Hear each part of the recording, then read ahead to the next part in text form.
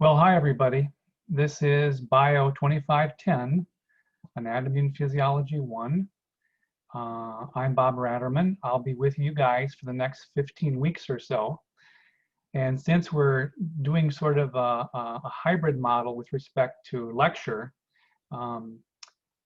remember, Wednesdays we're Zooming and Mondays we're doing sort of online stuff. I thought I would take the opportunity to kind of go over the syllabus as sort of our first day of class, sort of, and kind of have you become a little familiar with the expectations of the course and that sort of thing. I'm recording this at 2 o'clock on Friday, the 21st. So my name's Bob Ratterman, as I mentioned a few moments ago. Just a little bit about myself. I've been teaching at JCC since 1987. I'm a native of Iowa, born and bred. I still have some relatives back in eastern Iowa. And while I was in graduate school, I was on the admissions committee, graduate admissions committee for the department, the zoology department that I was in. And we had an individual who was coming back for his PhD, who I ended up showing around the campus and talking to him about the department and that kind of thing. And long story short, he was just wrapping up teaching at a community college in New York, wanted to go on for more education. I was finishing up my graduate work at Iowa State, and he said, why don't you apply for my job? Because I was looking for some teaching positions. And so that's sort of what brought me to JCC, was meeting my predecessor in Iowa, of all places. So again, I've been here since '87, which is, I think, like 34 years, if my math is right. This is my 34th year of teaching. I've taught a number of different courses throughout the last few years. I've taught Principles of Biology 1 and 2. I've taught A&P 1 and 2, Microbiology Lecture Lab, Health Science, Human Biology, Zoology. I teach a tropical biology course with a colleague in Jamestown. So I'm not sure there's many courses in the biology listings that I haven't probably done. I live in Randolph. My wife, Wendy, works on the Jamestown campus. We have 2 daughters. My oldest, Kelly, is married and has an 18-month-old. She lives in Hamburg and works for HSBC in downtown Buffalo. And our youngest daughter, Leah, just got engaged 2 weeks ago. She is a JCC graduate. She went through the Occupational Therapy Assistant Program on the Jamestown campus, graduated there 3 years ago. And then she transferred to Gannon University in Erie, where she completed her master's degree this past May in occupational therapy. And she just got a job last week, so she's pretty excited about that. I like to hunt, I like to fish, I like the outdoors a great deal. Some hobbies include photography, and I'll probably show you some photos I've taken over the years. I'm also a beekeeper. I have 3 hives currently. I had as many as 6, but found that to be just too many hives and too much work, and it was kind of taking the fun out of it. So I kind of downsized to 3 hives, and we have lots of honey. We extract twice a year, once in July for the spring honey, and then we'll be doing that again in October for the fall honey. I like to fish, as I said. I like to hunt. I like to hike. So that's just a little bit about me. So what I'd like to do next is to share my screen with you and have us look at the course syllabus, which you can find in the course shell, your course shell in Blackboard. So let me see if I can do this. Hopefully you all have in front of you now the fall 2020 course syllabus for Bio 2510 A&P 1. What I've listed here, of course, are the various CRN numbers. You have the lecture CRN, and as I mentioned a little bit earlier, we're going to be meeting via Zoom on Wednesday afternoons, And then Monday, we won't be meeting. You'll be doing some reading. You'll be, looking over the lecture notes and studying the chapters and that kind of thing. And then we will be meeting physically together on Thursday morning or Thursday afternoon, depending upon what section you're enrolled in. And I want to draw your attention to the fact that the lab is going to be offered in room 204, which is across the hall from the biology lab, which is 203. Because of COVID and the 6-foot spacing we need to maintain, we can't fit everybody safely into the bio lab. So we have adjusted a bit, and we're going to be meeting in what I think is called the dresser lecture room or dresser classroom, right across the hall from the biology lab on the 2nd floor of the Allied Health and Science Center is where you're going to be going either Thursday morning or Thursday afternoon. And then, of course, we'll be able to kind of see each other one-on-one as opposed to this virtual Zoom experience. My office is room 220, which is down the hall from where we're going to be meeting for lab. So it's easy to find. There's my office phone. If you need to leave a message, you can certainly do that. Here's my email. I see I don't have any office hours here listed, but I will update that. I'm going to be having 8 office hours a week. Those will be on Tuesday, Wednesday, and Thursday. And those office hours will be Zooming available, basically. Or you could stop by. I'm going to be physically present in my office during those 3 days, Tuesday, Wednesday, Thursday. So if you have any questions, you can just go to the course shell and you'll see a Zoom listing. In fact, let me see if I can do that right now, actually. I'm going to stop sharing the screen and see if I can share the course shell. Okay, so here we are now in the course shell. If you look on the left-hand side, you see where it says Zoom. So if you are in the review session, or if you would like to see me during office hours, or of course, when we get together on Wednesdays, you're going to be clicking that little button and that should take you to my meeting room where I'll be and where we'll be meeting. Okay, back to the syllabus. I'll let you look over the prerequisites and co-requisites, as well as this kind of important note. You can read that over. The textbooks we'll be using this semester, Hole's Human Anatomy and Physiology, which is this book right here. This is for lecture. And then for lab, which I don't have right next to me, is a customized version that is actually for both A&P1 and A&P2. And the same really applies to the lecture book I just showed you a moment ago. So if you're taking the sequential A&P1 and 2, which most of you I think are, you've got to purchase just these 2 books and you'll be set for both courses.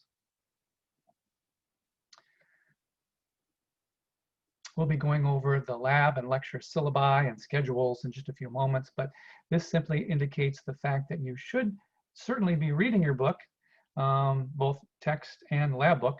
That's why you bought them, so you should be using them.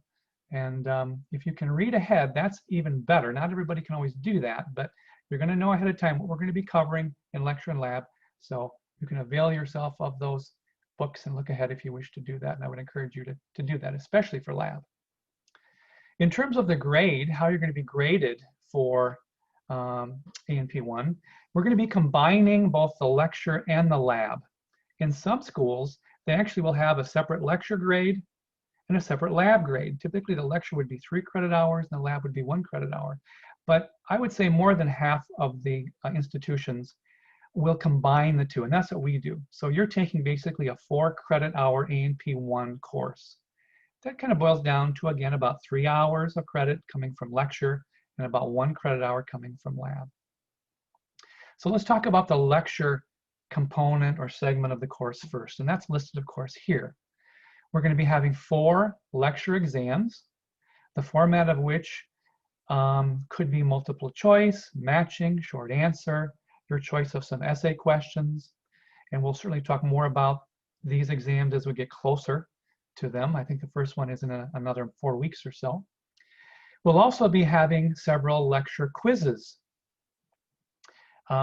Each of those 5 quizzes will be worth 10 points. Now you'll notice here it says quizzes will be given in lab. The same applies for the lecture exams. This is going to be kind of weird, but I'm planning to give you your lecture quizzes and your lecture exams during lab time. Since we're not meeting physically for lecture, and I don't really want to do a Blackboard examination or quiz, it just complicates matters. I think it's going to be easier for us to do all of these evaluations, the quizzes and the exams, in person during lab. And again, I've accounted for that in the lab schedule, as you'll see in a few moments. We will be dropping the lowest lecture quiz, okay?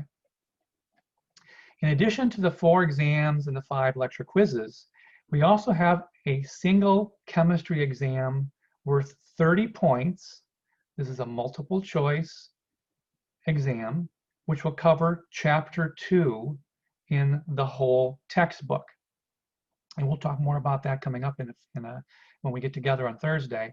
But I am not going to spend time lecturing over chapter 2, which is the chemistry chapter, because if you go back and look at the prerequisites for the course, you should have had either high school chemistry or our allied health chemistry or intro to chemistry, those 2 courses taught here at the college. So you all should have had some chemistry in your background. Now, maybe it's been a number of years since you took it, but you're going to want to begin to look at chapter 2 in the whole text and begin to prepare for this 30-point multiple choice exam that we will be giving you in lab on the 10th of September. So more on that coming up. There will be a study outline that I'll be posting in Blackboard that will aid you and guide you through that chapter 2 material, okay? But I am certainly willing to talk about any of that stuff, chapter 2 stuff, whether that's during the review session or during office hours, or we could even take perhaps some time during one of our normal Wednesday Zoom sections to talk a little bit about chapter 2 if you have questions on that. So more on that coming up soon. Then let's move to the lab section or segment of the course. In lab, we're going to be having 3 lab exams. These are called practicals. I will say more about those when we get together face-to-face this coming Thursday. But those are going to be worth quite a few points. In fact, the majority of the points coming from the lab part of the course are going to be coming from these 3 lab practicals. So I don't want you to get worried about those right now, but we'll talk more about that soon. In addition, we're going to have 1 formal typewritten lab report that you're going to be handing in to me. And we're going to be performing that lab actually this coming Thursday, okay? It's going to cover exercise 1 in the lab book. So if you have your lab manual, you should be looking at that exercise before you walk into class on Thursday. If you don't have your lab manual, I will provide you with exercises 1 and 2, but you need to get that lab manual as soon as possible. Same goes for the textbook. I will also be going over the format of this lab write-up with you on Thursday as well. So you're going to have a full week to write that up. So this is going to be due a week from Thursday, which is September 3rd. And please note that the due date is a week from the time we do the lab. I'm not going to accept lab reports turned in late. In fact, any things that are due need to be turned in by the due date. I'm not accepting materials after the due date. And then we've got 6 10-point lab quizzes, which are going to be over lab material. So lecture quizzes over lecture stuff, lab material will be tested in the lab quizzes and in the lab practicals. And we'll be taking these quizzes at the beginning of lab. Okay, so please make sure you're there by 10 o'clock if you're in the morning group, or 2:40 if you're in the afternoon group, because we're going to be giving these out right away. If you come in a few minutes late, 10 minutes late, 5 minutes late, you very well may forfeit the right to take that quiz. I'm not going to let you take it if you're just wandering in late. So please make sure you're on time for lab. We will likewise be dropping the lowest lab quiz. And finally, to round out the lab segment of the course, I also have 20 points that are devoted to instructor evaluation, where I look at not only attendance, but are you participating in the lab exercises? Have you looked ahead? Are you prepared for lab? This is somewhat of a subjective grade, but I get a sense pretty quickly, who really wants to be here, who is willing to put the time in and the effort in. So please make sure you're fully participating in the lab. If you have questions, don't be afraid to ask. And so we see then the summary of points from both lecture and lab. If you count up all of the lecture points, we've got 430 possible lecture points, 265 possible lab points, for a total of 695 course points. So what I will do at the 6-week grade mark, as well as at the end of the semester, is I will basically tally up all of your points. And so come December, if you have a total of, let's say, 560 points for the course, that will equate to a grade of B. If you had 680 points, that equates to a letter grade of A. Now, if you want to monitor your progress throughout the course, and I would highly encourage you to do that, all you have to do is keep track of your quiz points, exam points, lab report points, all of that stuff. Tally those up, divide by the total possible. That will give you a percentage, and then you can just go to this percent column and see what that corresponds to in terms of a grade at that particular point in time. If you, for example, lost your lecture quiz 3 grade and don't remember what it was, you can certainly ask me. I obviously will have all of your grades in my grade book, but again, I would encourage you to keep track of your points and monitor your progress. I will be doing the same. It's always a good idea to kind of just see how things are going, and if we need to make an adjustment, then we make that adjustment earlier versus later in the semester. Some important notes. I'm not going to go over each one of these, but you should certainly read these notes carefully, because there's some important policies here that I'm going to be holding you to. So I'll let you look through number 1 here. Number 2 simply says we do have an optional review session for this course. It meets for 50 minutes on Tuesdays, again via Zoom. So I'll be in my office, I'll have the Zoom on. Those of you registered in the review, we'll get together, we'll go over topics that you want to talk about. That can be a lecture, it can be lab. So I want you to come to those review sessions with questions. Okay, this is your opportunity to ask questions for us to go over and review, as the title of the section sort of implies, review session. Attendance. I will be taking attendance. I'll be monitoring attendance. Hard to do in lecture, because this is, again, pretty much all Zoom, remote, online, if you will. But I will see you guys in lab, obviously. If I see you're not attending lecture or many of these Zoom sessions, I may ask you about that as well. But I do want you to take attendance in lab uber seriously. It's extremely important that you come to lab, that you participate in lab. There are the 2 sessions, as we said. There's the Thursday morning and the Thursday afternoon sections of lab. If you happen to miss a lab, you need to contact me within 24 hours, and we need to talk. And we need to come up with some arrangement as to how you're going to be making that lab up. Maybe it means coming in at an assigned time and completing the exercises. Or if you know, for example, you have a doctor's appointment on Thursday afternoon, but you're free in the morning, I would like to have you come to the morning lab and vice versa. If you're in the morning lab and can't come to the afternoon. But you need to talk to me about that ahead of time, and I will certainly work with you to try to have you make that up. It's much better for you to come to a lab where we're meeting formally than it is for you to come in, by yourself and try to complete it.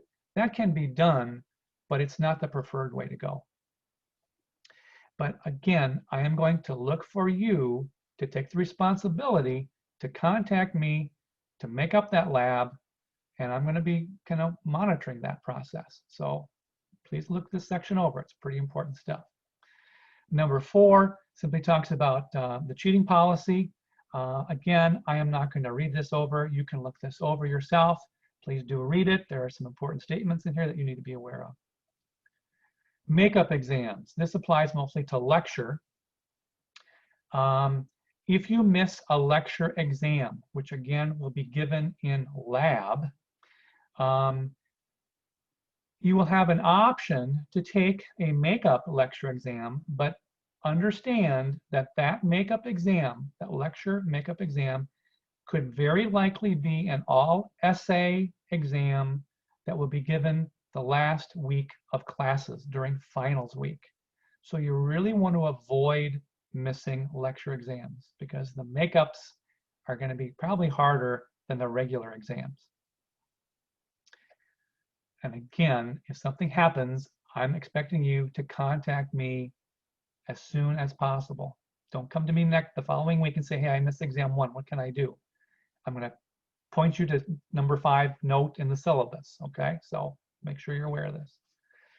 Number 6 simply says, make sure you're here on time for your lab. We just mentioned earlier that the lab quizzes are given at the beginning of class. If you wander in 15 minutes late, I'm going to make a note of that.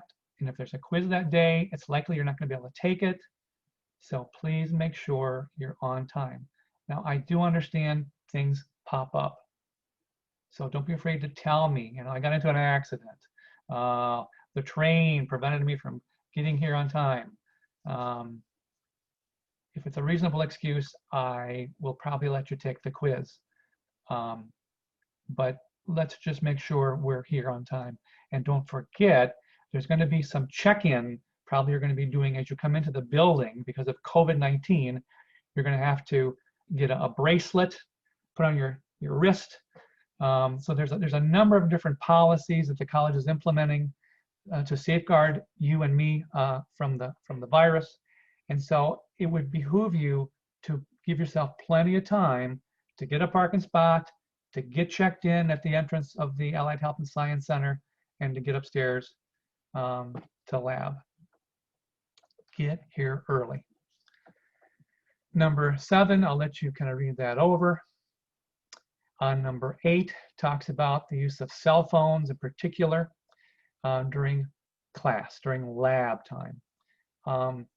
I do not like to see people on their cell phones during class. If you need to have your cell phone on because you dropped your daughter off at daycare and she was running a fever, or you suspect she's got a cold, that they're going to call you and say, hey, come get Nicole from daycare. I fully understand having that cell phone on, and so you are able to take that call if you need to take that call. So that is, of course, not a problem. But I do see students occasionally texting during class, during lab, during lecture. I find that to be personally an insult to me as an instructor. It tells me that you'd rather text than to be in class. So it's the ultimate disrespect that a student shows toward their instructor. At least that's my perception. When you do that, that's what I think about you. That may be right or wrong, but that's the attitude I'm going to be having. So my word of wisdom to you is to not go down that road. If you're a constant texter, you can text during a break that we'll take during lab. But I do not want to see you texting during lab. If I see you texting, I will deduct points. And there's going to be no question about that. I will take off points. So if you're willing to give up points, text away. Number 9, you can read that over. Number 10. As I mentioned earlier, we're not going to be using the bio lab for A&P1 lab this semester. We're going to be using the classroom, room 204, across the hall from the bio lab. I have arranged for that particular room to be available to you on Wednesdays to come in and review the models, look at the slides, whatever it might be that you might be tested on that next day in lab. So when you have a quiz, let's say, or a lab practical coming up, that day before the quiz or the day before the practical, that room 204 where we're having lab will be open and unlocked for you. You will, however, need to sign in, write your name, put the time that you're coming into the lab, into the room, I should say, and the time that you're leaving. We can limit that to only 20 individuals at a time in that room. We'll have the models there, the microscopes, the slides, all that stuff will be in 204. So we'll talk more about that when we get together on Thursday, but you will have an opportunity to review and prepare for quizzes and practicals in 204. Adjacent to the lecture room, or the lab room in this case, 204, there's a quiet study room with a few PCs, and there's a printer in there. So make sure you check out that adjacent quiet study room. You can go out into the hallway and you'll see the entryway into that room. So check it out. Again, it's limited to, I think, 5 people. But if you want access to a PC and a printer, that might be a good place to go. We'll talk more about Blackboard a little bit later, but that's where most all of the material is kept. Now, I want to also tell you that even though you have 2 separate course shells for A&P1, one for lecture and one for lab, I think, I'm going to be putting all of the course materials in the lecture course shell. So if you go to the lab course shell, you're not going to find anything there. Go to the lecture course shell. And again, I'll show you what that stuff is in a few minutes. Number 13 just talks about emergency closings. If there's an ice storm or a snow day, and we've been known to have those in November or December, the best way for you to get notified about the campus being closed is to sign up for this JCC alert notification, and I've given you a link there. Basically, you just provide them with your cell phone, and you will get a text. It's a college system. Basically, I will also get a text announcing the closure of the college. So it's really, I think, the best way to get immediate feedback from college officials if they feel the need to close the campus. Or if something comes up, and I hate to say active shooter situation, we would use that SUNY alert to notify people about that too. So if you haven't signed up for that, I would encourage you to do that. We talked a bit about late assignments earlier. Again, things are due when they're due. Don't turn them in late. You're not going to get credit for it. Expectations of students. Here are a couple links that you can check out. The student responsibility statement, the academic integrity statement, civility statement, all things that I think would be worth looking at.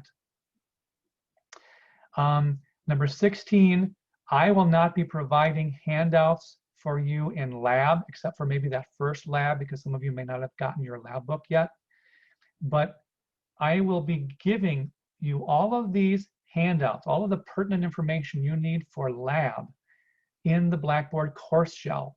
So you should be going there and printing off whatever you need to do and bring those documents with you to lab each week.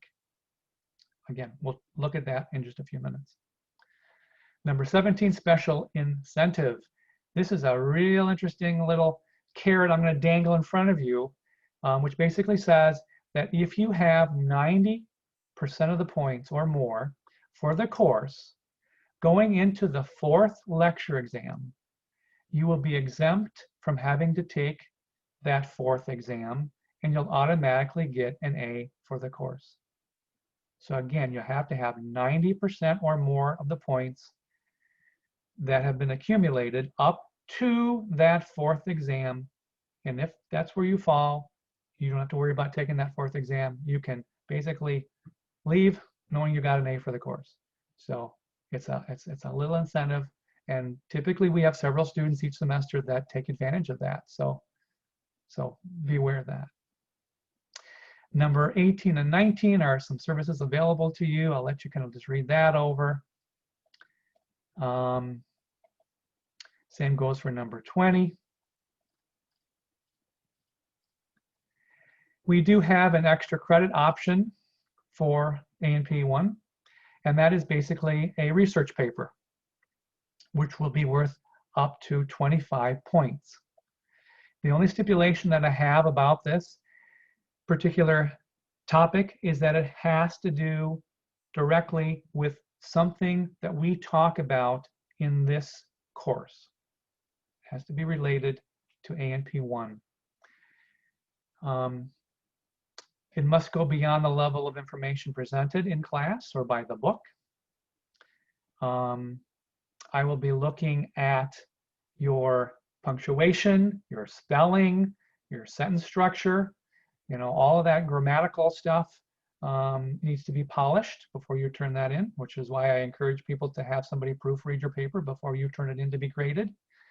And the folks in the Learning Center, which will now be housed in the library this semester over in the LLAC building. Those folks over in the Learning Center, Beth Lisi is the coordinator there, would be more than happy to work with you as you develop this paper, or if you want, again, somebody to proofread it. We have tutors over there that will sit down with you, or perhaps you could just send the paper to them and they could look at it. You could meet via Zoom. You'll have to talk to Beth about how that will be arranged.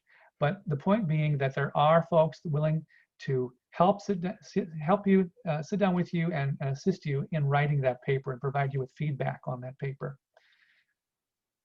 So the topic choice must be determined by November 19th, and the paper is going to be due on December 3rd. So please be aware of those dates and talk to me as you come up with ideas, because you do need to okay your topic with me before you begin to write the paper. How to succeed in A&P? Well, this course has traditionally been thought of as a difficult course, and I can't disagree with that. There's a lot of information that we throw at you. It's sort of like learning a new language, right?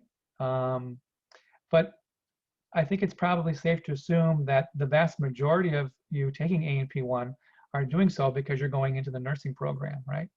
So we want you to succeed in nursing, and in order to succeed in nursing, you have to lay some foundation.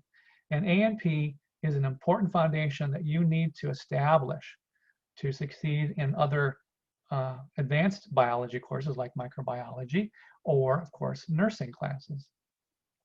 So it's extremely important that you understand from the get-go that you're going to need to put in a considerable amount of time to learn the material that we're going to be talking about in lecture, as well as in lab.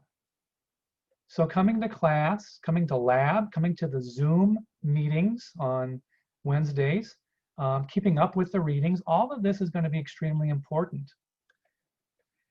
Coming into lab on that Wednesday before the quiz, the lab quiz, or before the lab practical is going to be extremely important. We don't have that room available to you throughout the week like we would ordinarily have. Because of COVID, we can't do that. So make a point of trying to get in and reviewing the lab stuff on Wednesdays. That would be a great thing to try to build into your weekly schedule if you can do that. Because the students that go in and review those models, those slides for the lab quizzes and lab practicals, it's the students that spend ample time reviewing that do really well on the quizzes and the practicals. And the same could be said for lecture. The more you're going over the material, the better you're going to understand it. So you've got to put ample time into the course. And in the olden days, they used to say, for every hour of lecture, you should be studying 3 hours of outside time. They no longer give that ratio, but I don't think it's a bad way to think about it. Some of you may have to put in more than 3 hours for every hour of lecture. So I don't like to throw numbers at you, but the point here, the takeaway message is you've got to be devoting ample time to this course. It's just absolutely critical. If you're taking 18 credit hours and you're working 40 hours a week and you want to get A's in A&P, um, you're Superwoman, Superman, if you can do that. I do not advise you to work tons of hours and take a heavy load and take A&P. That's just going to be extremely difficult. So give careful thought to how much work you're putting in, not in the course, but outside work.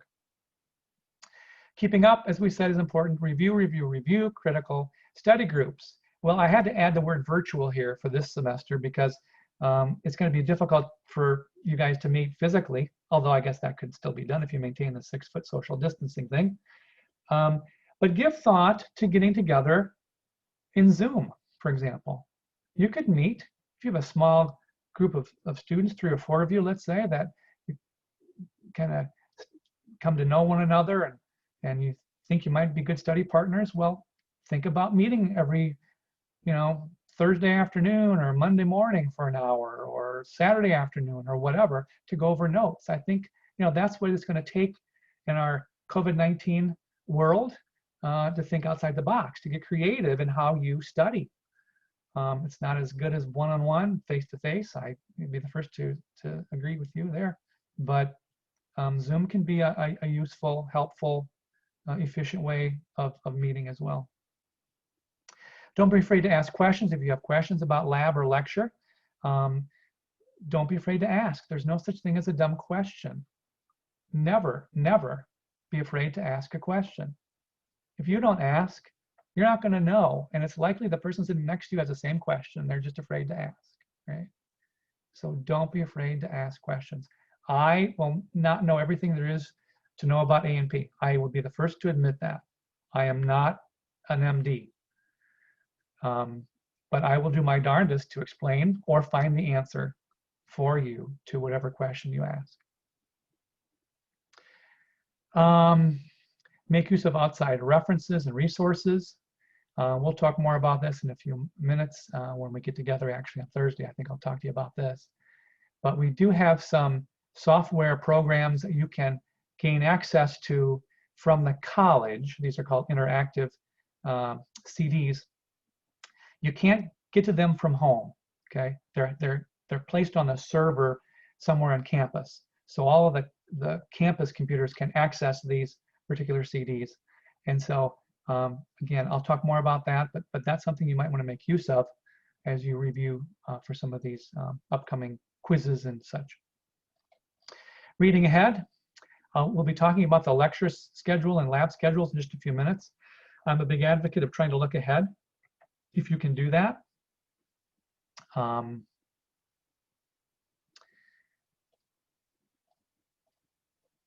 What I think I'm going to do now is I'm going to stop this recording, and I'm going to start another one in which we'll take some time and talk about the lab and lecture schedules.